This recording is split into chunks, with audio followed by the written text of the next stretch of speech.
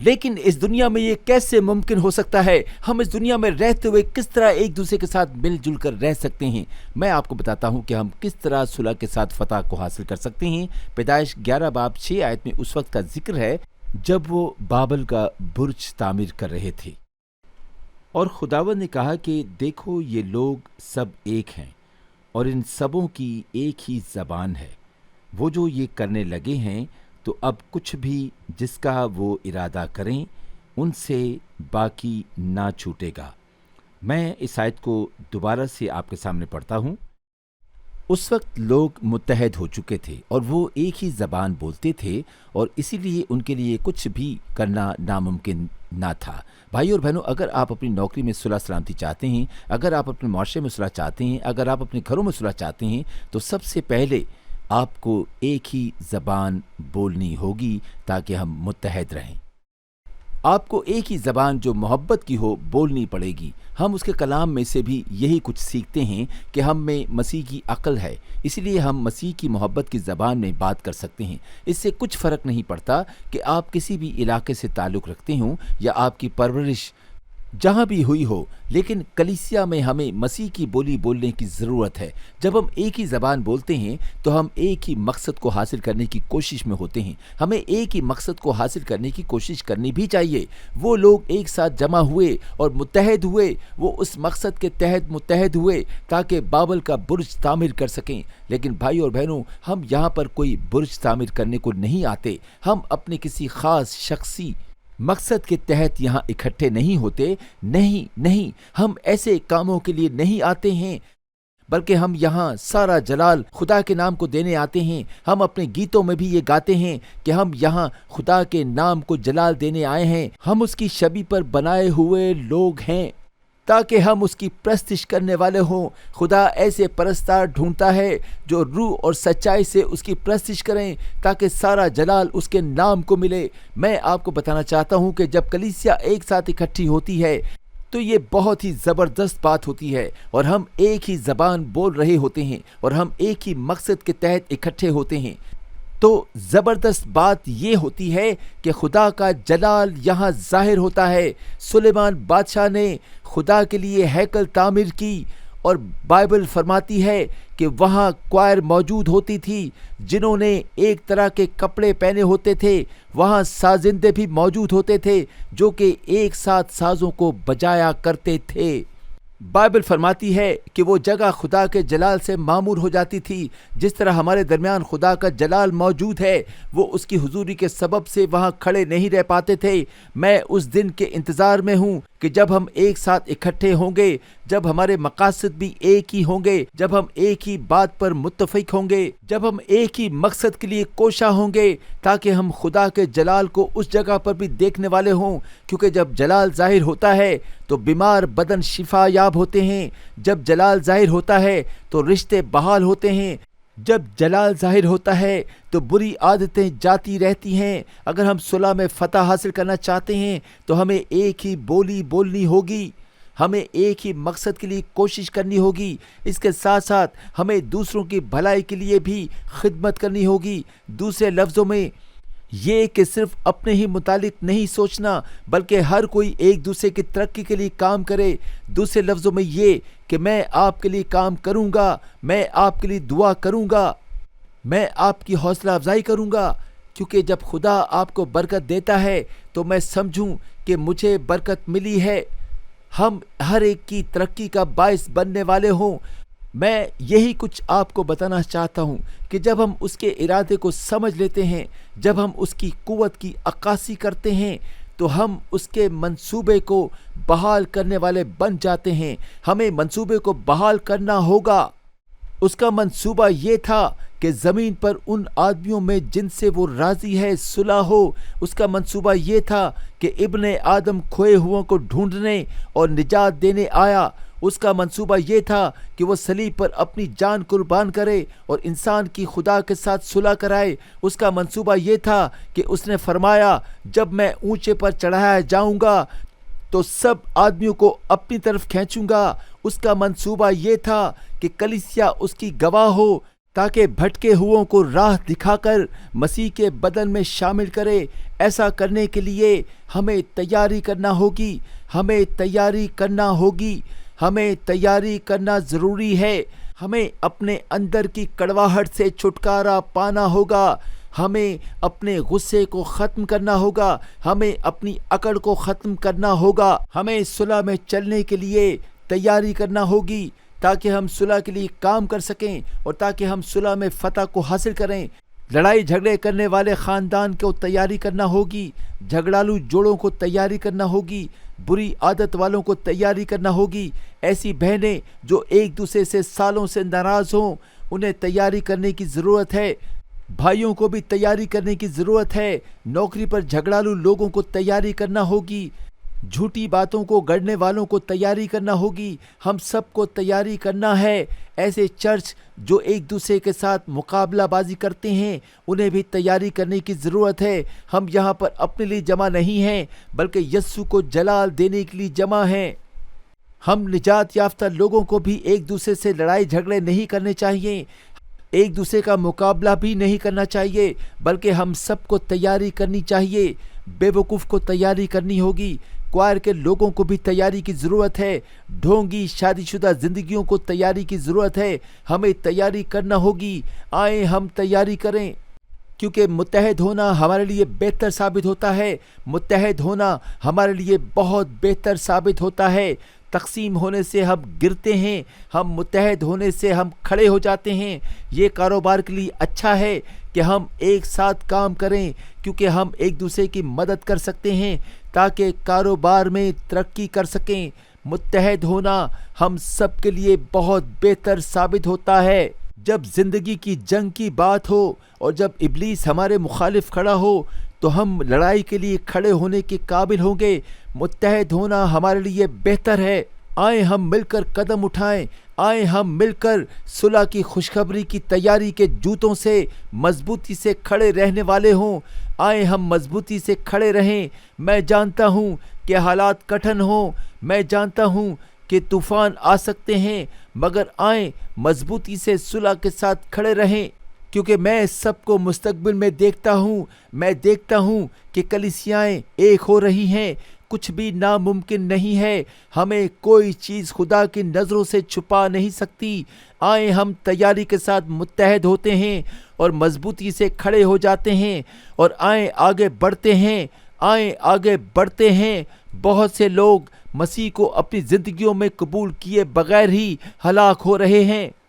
آئیں آگے بڑھتے ہیں، آئیں بڑھتے چلے جائیں، کیونکہ جمعے کی ایک صبح لکڑی کی صلیب پر یسوع نے اپنی جان کو قربان کر دیا۔ وہ ہماری صلح کی خاطر موا، وہ قبر میں اتارا گیا، لیکن اتوار کی صبح وہ اپنی پوری قدرت سے جی اٹھا۔ آپ میں سے کتنے لوگ اس صلح کو چاہتے ہیں؟ آپ میں سے کتنے لوگ اس صلح کو چاہتے ہیں؟ میں اس کی صلح میں چلنا چاہتا ہوں۔ میں اس وقت کی بات کر رہا ہوں کہ جب طوفان اٹھتے ہوں تو مجھے صلح یعنی اطمینان چاہیے تاکہ میں طوفانوں میں بھی آرام کر سکوں۔ جب میرے دشمن میرے چوگرد جمع ہوں مجھے صلح چاہیے تاکہ میں مسکرا سکوں۔ اے خدا مجھے صلح بخش تاکہ میں صلح کے لیے کام کر سکوں۔ اپنی نوکری پر بھی میں صلح دوست ہوں اور میں اپنے پڑوس میں بھی صلح سلامتی سے رہنے والا بنوں۔ ٹوٹے ہوئے رشتوں میں صلح چاہتا ہوں، اور اے خدا مجھے صلح کے ساتھ فتح بخش، کیونکہ تو ہم سب کے ساتھ بھلا رہا ہے۔ اس لیے آئیں ہم ایک ساتھ مل کر رہیں، صلح کے ساتھ دوڑتے رہیں۔ صلح میں ہی محبت ہے، صلح میں ہی سلامتی ہے۔ صلح کے ساتھ چلتے رہیں، صلح کے ساتھ منصوبہ بندی کرتے رہیں۔ میں اپنا اطمینان تمہیں دیے جاتا ہوں۔ ہاں، صلح میں چلتے رہیں، چلتے رہیں۔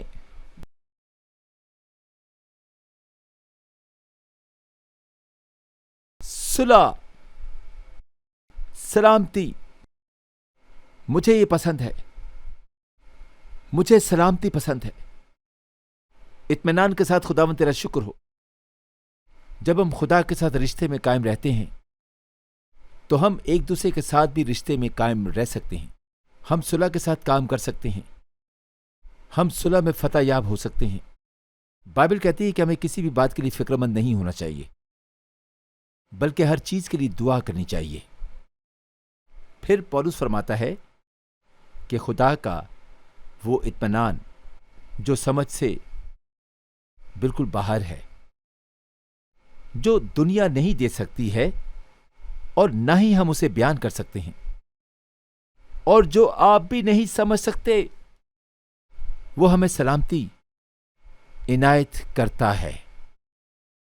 آپ کو چاہے بہت عرصے سے نظر انداز کیا جا رہا ہو، پھر بھی اس کا اطمینان آپ کے ذہن اور دل میں بسا ہوا ہے، جس کی بنا پر آپ صلح کے لیے کام کرنے کو تیار ہیں، اس لیے کہ آپ کے پاس خدا کا اطمینان ہے۔ دروازے کھل چکے ہیں، مدت بڑھا دی گئی ہے۔ آپ میں سے کسی کو تیار ہونے کی ضرورت ہے۔ آپ میں سے کسی کو خدا کے لیے تیار ہونے کی ضرورت ہے۔ اگر آپ نے یسوع کو نجات دہندہ کے طور پر قبول نہیں کیا تو آج آ جائیے، آ جائیں، آ جائیں۔ وہ آپ کو اطمینان بخشے گا۔ شاید آپ پہلے سے نجات یافتہ ہوں، لیکن روح آپ سے ہم کلام ہے۔ یہی وہ جگہ ہے جہاں آپ کو اکٹھے ہو کر آمین کرنے کی ضرورت ہے۔ شاید آپ کو مقدسوں کی دعاؤں کی ضرورت نہ ہو، مگر اصلیت یہ ہے کہ ہمیں ایک دوسرے کے لیے دعا کرنے کی ضرورت ہوتی ہے۔ خداوند کو ہاں کہنے کے لیے آج بہت ہی اچھا دن ہے۔ اس سے کلام کریں، کیونکہ آج بہت خوبصورت دن ہے، اور اسے کہیں کہ میں من کے لیے تیار ہونا چاہتا ہوں۔ جی ہاں، یہی وہ جگہ ہے۔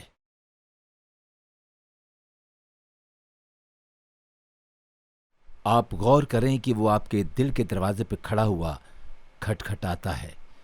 ابھی اسی وقت یسوع کو ہاں کہیں۔ یسوع کو ہاں کہنے کی ضرورت ہے، اور ہم ایسا بالکل کر سکتے ہیں۔ میں بھی ایسا کر سکتا ہوں۔ میں نے بہت اچھے دن گزارے،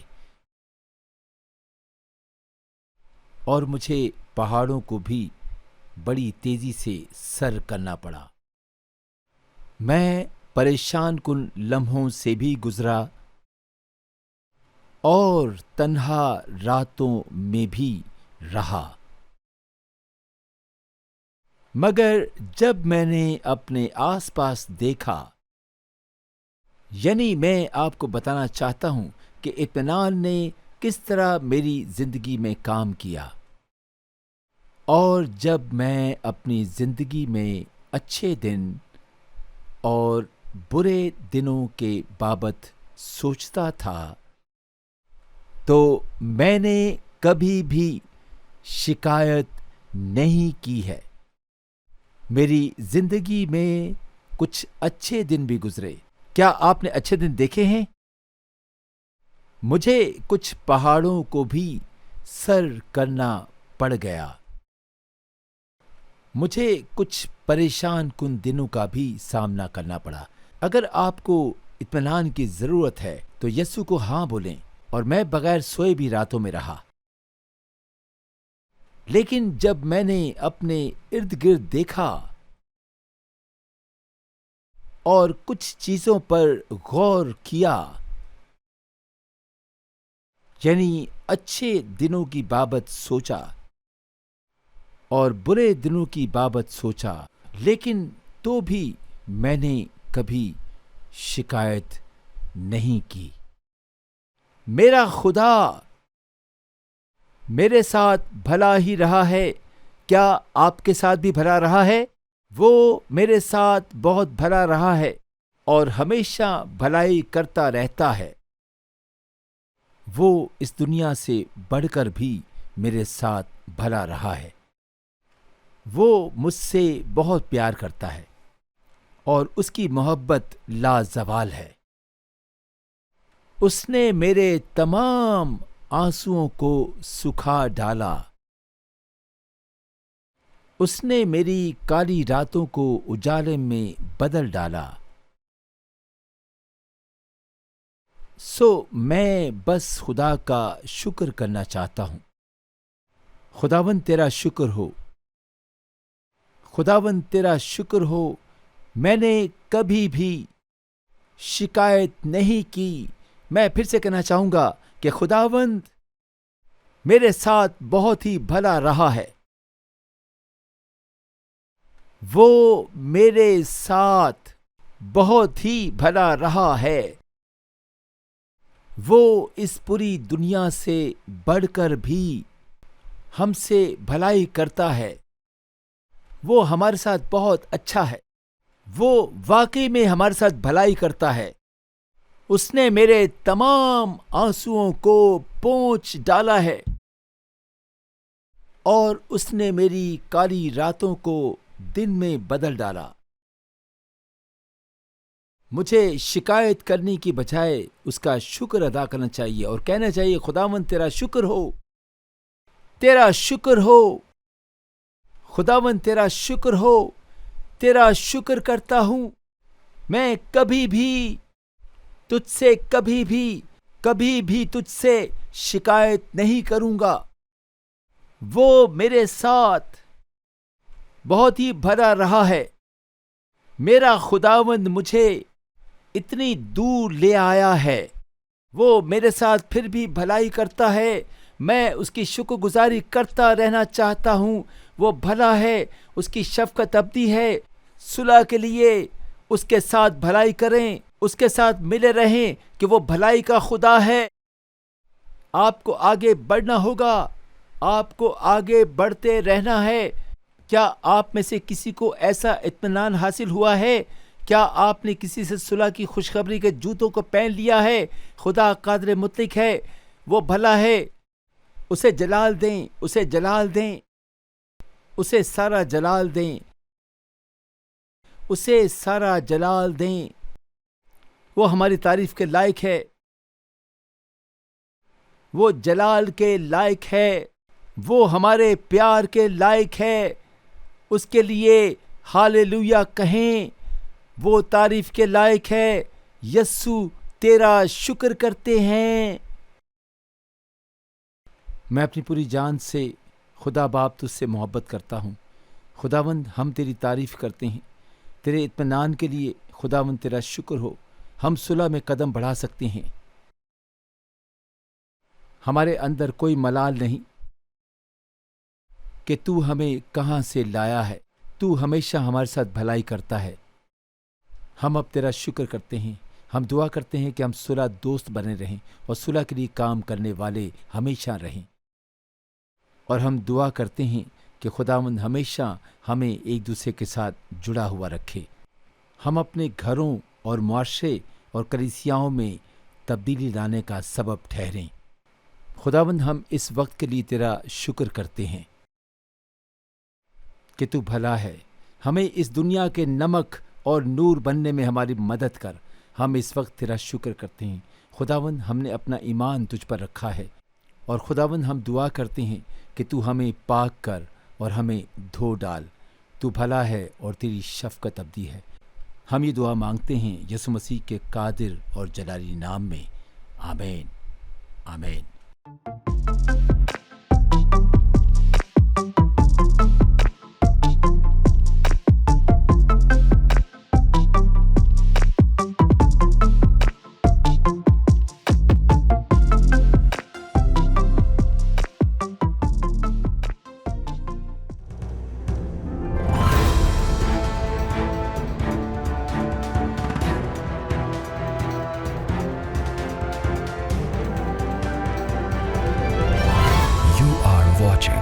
Shine Star, be the light.